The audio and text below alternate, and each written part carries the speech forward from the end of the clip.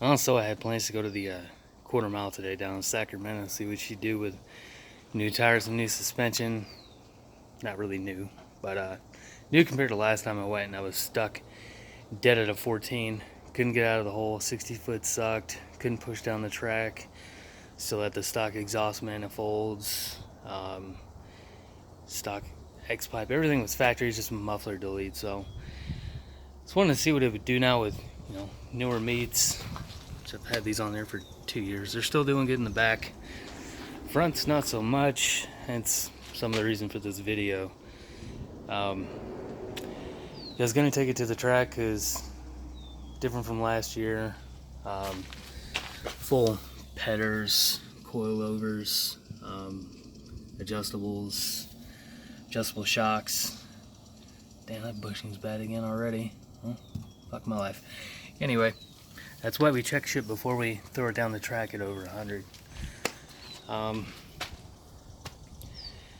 The front end is just a mess. I've been leaving this car sit, not driving it much because it's hot as shit and the AC's out. It's a little neglect on my part, but underneath is what we're working with. Well, you can see passenger side has got something missing. It basically matched the driver's side over there, except right aft of the secondary O2 sensor there. From the factory, super weird, don't know why they did it, but there's another exhaust flange there just to go from that flange to where the catalytic converters would be. I don't have any. Levy, Florida, thank you. Yeah, there's a joint there, there was a joint there, and there's a joint there. So that's 3 joints that can leak right there. I'm not happy with it, so I'm gonna have 1 joint and basically have a slip-on onto the header. So I got these guys. That's gonna go there. This side, everything's gonna get mocked up. The back portion's gonna be fully welded on. Something permanent. I don't want to fully weld the whole thing. I mean, I'd love to, but that would make getting these headers out a complete nightmare. They are the eBay headers. They were only like 200 something bucks. Fitment was perfect on passenger side. Driver side had to beat the hell out of number 1 collector tube over there just to clear the steering rack. And also the donut type flange that's used, the crush lead shit, doesn't last. It was leaking like crazy, and I already don't have cats, so I really don't want to be smelling unburnt exhaust coming right out from under the car. It doesn't only not smell good, but it's kind of nauseating. So plans with the exhaust, just welding that piece. But while I was down here, I was thumbing around and happened to look over there at that tire, and I was like, oh, holy shit. That's not good. I am not driving this car without putting new tires on the front of it. Both insides are worn out pretty freaking bad. I do not have camber plates on this thing. It's non-adjustable. For all intents and purposes. On top of the strut tower, there's no like camber adjustment. It is where it is, and they can do just minimal alignment with it. So I don't understand why I have so much negative camber, but I did kind of enjoy it on the racetrack. Just eyeballing it with one of my degree meters I use for bending metal. It looks like it's like a full 2 degrees negative camber, which is about where I want to be anyways. On the racetrack for corners. No further than that. I'm not trying to drift this thing. Yeah, that. Rest of the mess on the front. My tie rod end is bad. It's shaking, so that's definitely not helping the tire wear. And I've got new hubs for both sides. It just felt like it was humming up in the front, and this car sees excess of 100 all the time, so I'm not going to be playing around with bad hubs. She's already at like 100,000, so it's time to replace those.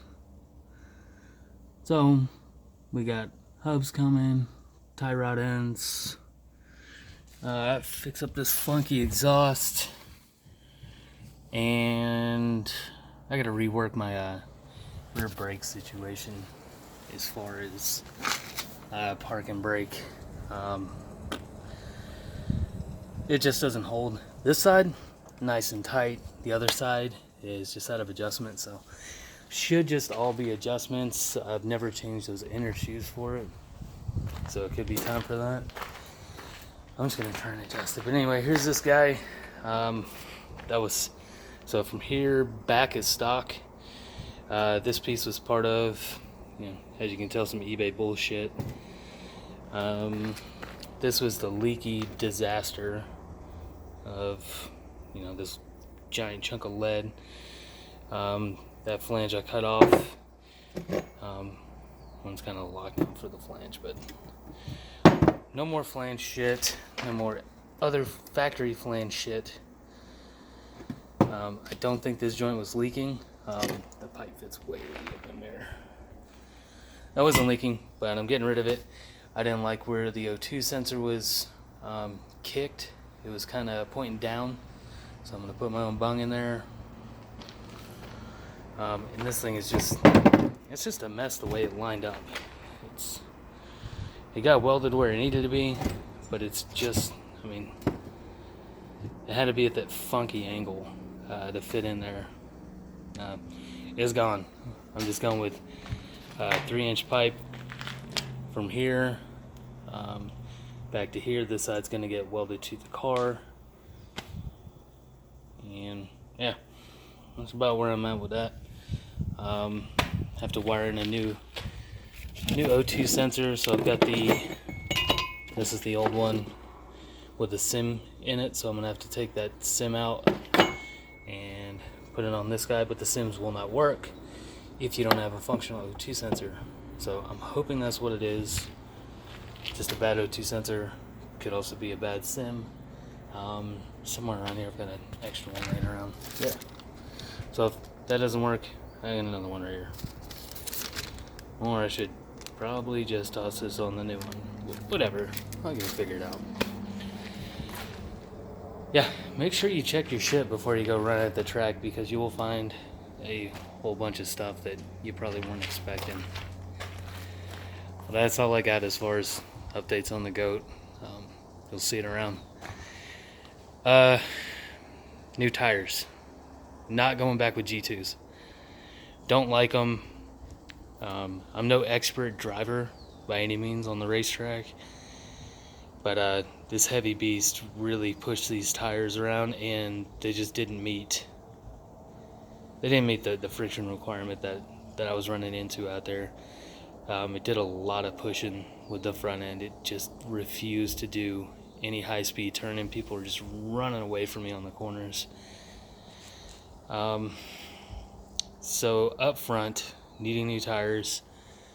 Sticking with the same exact size because it's nice and square. So it fits right down the rim. It's perfect. 245 4018s.